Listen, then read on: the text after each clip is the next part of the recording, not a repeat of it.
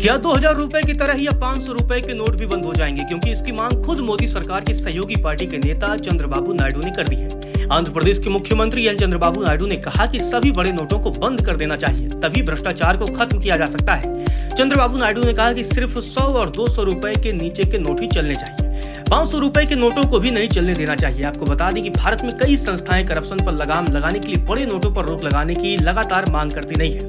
चंद्रबाबू नायडू ने भी यही मांग की है। माना जा रहा है कि कमजोर अर्थव्यवस्थाओं में हाइपर इन्फ्लेशन यानी कि अत्यधिक मुद्रास्फीति के कारण बड़ी मूल्य के नोटों की जरूरत पड़ती है, जबकि विकसित अर्थव्यवस्थाओं में मजबूत मुद्रा और डिजिटल भुगतान के कारण छोटे मूल्य के नोट पर्याप्त होते हैं। भारत इसी मॉडल को फॉलो करना चाहता है। हालांकि यह धारणा पूरी तरह से सही नहीं है।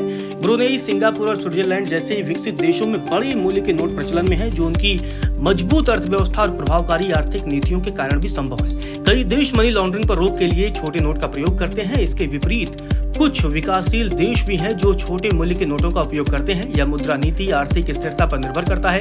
विकसित अर्थव्यवस्थाओं जैसे अमेरिका, यूरोप, जापान, स्विट्जरलैंड में मुद्रा की खरीद शक्ति अधिक होती है, इसीलिए यहाँ छोटे मूल्य के नोट लेन देन के लिए पर्याप्त होते हैं। अमेरिका में सबसे बड़ा नोट $100 का है, जो रोजमर्रा और बड़ी लेन देन के लिए पर्याप्त है। चीन में सबसे बड़ा करेंसी नोट 100 युआन का है। एक्सचेंज रेट के आधार पर इसका मूल्य लगभग 13.80 अमेरिकी डॉलर है।